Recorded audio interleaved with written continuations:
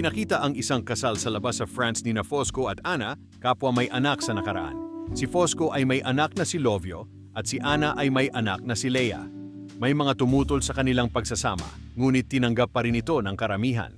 Plano nilang mag-honeymoon sa Paris, ngunit naantala ng yayain si Fosco ng isang kaibigan sa lihim na paghahanap ng kayamanan sa lumang sementeryo na nagbunyag ng kanyang ugnayan sa isang maliit na grupong sangkot sa ilegal na gawain. Habang naghihintay si Ana, dumating si Lovio upang kumuha ng gamit. Sinubukan ni Ana na maging magiliw at nag-alok ng pasalubong na pabirong hiningan ni Lovio ng souvenir ng isang sikat na aktres. Lingid kay Ana, ilang oras na nagtatago si Fosco mula sa mga awtoridad bago bumalik at magkunwaring mapagmahal na asawa. Nagkaroon sila ng masayang gabi at natuloy rin ang honeymoon kinabukasan. Pagbalik nila, sinalubong sila ng munting selebrasyon ng nayon dahil sa karisma ni Fosco.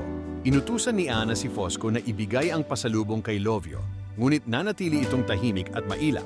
Lalong tumindi ang tensyon dahil sa sobrang higpit ni Fosco sa pagpapalaki kay Lovio na tila militar ang disiplina. Sa kabila nito, sinikap ni Ana na panatilihing payapa ang pamilya at hinikayat si Fosco na maging mas mahinahon. Sa panlabas ay maayos ang kanilang buhay, ngunit madalas bumiyahe si Fosco sa Paris para sa negosyo sa langis.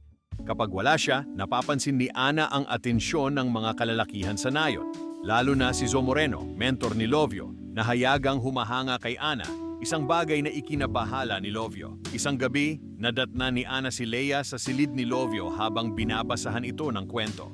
Bagamat ipinakita ni Lovio ang pagiging maalaga bilang kuya, bahagyang nabahala si Ana sa kanilang pagiging close. Pagbalik ni Fosco, inaya niya si Ana sa isang hapunang selebrasyon ng tagumpay niya sa negosyo. Muli si Ana ang naging sentro ng pansin ng mga lalaki sa bar.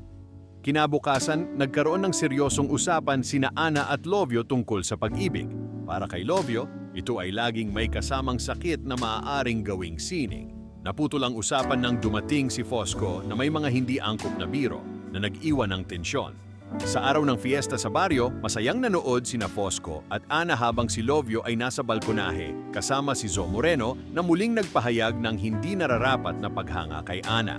Habang nagpapatuloy ang karera, nakatanggap si Fosco ng mensahe mula sa dati niyang grupo at itinuloy nila ang lihim na paghuhukay sa sementeryo kung saan natagpuan nila ang isang bihirang ginintuang estatwa na napakahalaga. Nagdiwang ang grupo at binalak ni Fosco na ipagbili ang ginto habang ipinagpapatuloy ang negosyo sa langis. Ngunit nagulat siya nang marinig ang mga batang humihiling na makita ang ginintuang ulo, kaya't naghinala siyang may nagkalat ng lihim. Pinaghinalaan niya si Ana, bagamat alam niyang mabilis kumalat ang tsismis sa maliit na bayan. Sinubukan ni Lovio na pakalmahin ang sitwasyon, ngunit nanaig ang hinala at higpit ni Fosco. Dahil dito, iniwan ni Lovio ang hapunan. Sinundan siya ni Ana upang kausapin at dalhan ng pagkain, ngunit lalo lamang tumindi ang pagitan nila. Samantala, binalot ng takot si Fosco sa maaaring kahihinatnan ng kanilang ginawa, mabuti na lang at nandyan si Ana para sa kanya na handang pasiyahin ang kanyang asawa. Lumayo si Lovio at nagtungo sa dalampasigan kasama ang mga kaibigan, habang may isang dalagang palihim na nagmamasid sa kanya na tila gusto niyang bigyan ng CPR sa pangalawang ulo. Kinagabihan, nag-usap sina Ana at Lovio. Hiniling ni Lovio na ituring na lamang siyang parang nakababatang kapatid o pinsan upang mabura ang bigat ng kanilang relasyon bilang mag-ina sa batas. Pumayag si Ana, ngunit mula noon ay namuo ang kakaibang tensyon sa pagitan nila. Isang araw, habang naglalaro sa tubig sina Ana at mga kapitbahay, aksidenteng natalsikan si Lovio at sumali siya sa kasiyahan. Nagsimula itong inosente hanggang sa palibutan si Lovio ng mga kababaihan. Samantala, nanatiling malinaw ang tunay na pag-aalaga ni Lovio kay Leia bilang kuya niya. Nang maglaon, biglang naglaho ang katahimikan ng pamilya nang maaresto si Fosco kaugnay ng pagnanakaw sa gintong estatwa. Sa kabila ng takot, agad siyang dinalaw ni Ana sa piitan. Pinilit ni Fosco na magmukhang maayos, pero ramdam ni Ana ang hirap nito. Samantala, nanahimik si Lovio at may galit sa ama. Kinabukasan, hinarap ni Ana ang mga dating kasamahan ni Fosco at sinisi sila sa pagkakakulong nito.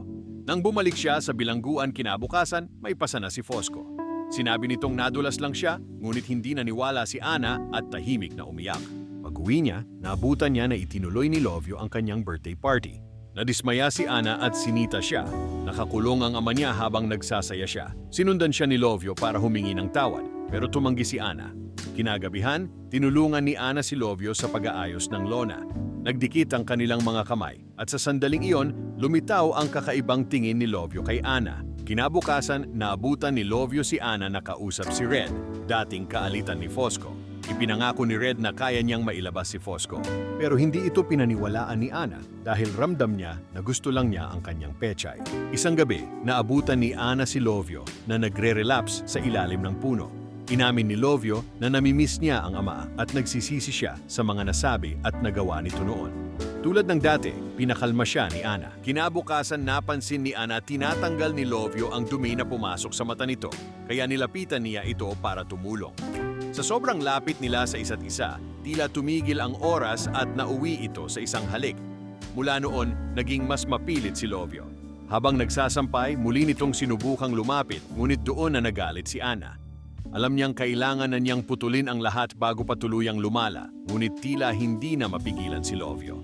Sa gabi, sinabi niyang kailangang umalis si Lovio at tumira muna sa mga kamag-anak sa probinsya o kahit saan basta't hindi na sa kanilang bahay.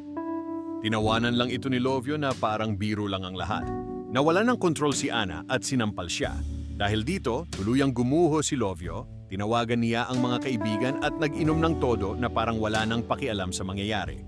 Bumalik ng lasing si Lovio sa bahay ni Ana at sinubukang pumasok para kuhain ang mga gamit. Pero nakalock na ito. Binasag niya ang bintana para makapasok.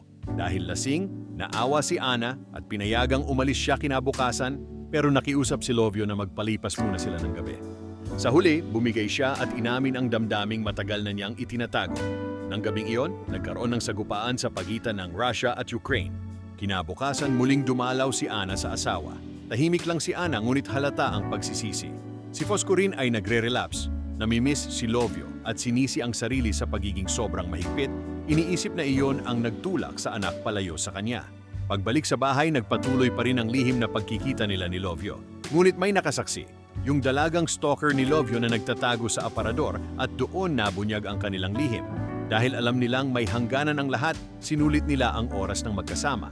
Nang mabalitang malapit ng makalaya si Fosco, umamin si Ana sa kapatid nito at pinayuhang itago ang lahat. Pag-uwi ni Fosco, may handaan at sa kalasingan ay napadpad siya sa dalampasigan kung saan isiniwalat ng isang dalaga ang relasyon ni Ana at Lovio. Pagbalik ni Fosco sa bahay, nag-iba ang kanyang kilos. Walang galit, walang sigawan. Silent lang tila pagtanggap, walang eksena, kusa at tahimik na naghiwalay sina Ana at Lovio. Nang gabing iyon, magkasama sina Ana at Fosco. May saya, ngunit mas nangingibabaw ang lungkot at pagsisisi. Lumipas ng madaming taon. Makikita natin si Lovio na naging sundalo at kalaunan ay nagpakasal sa babaeng kaedad niya, isang babaeng akma sa buhay na pinili niya. Sa malayo naman, tahimik na nakatanaw si Ana, nagre-relapse sa mga alaala ng lihim at sandaling kailanman ay hindi na muling mauulit. Minsan ang pinakamasakit na wakas ay ang mabuhay na dala ang pagsisisi. Sa huli, ang katahimikan ang naging hatol at ang alaala ang naging habambuhay na parusa. Kung nagustuhan mo tong recap, mag-subscribe ka ha para lagi kang ma-notify sa mga upcoming na recap gaya nito.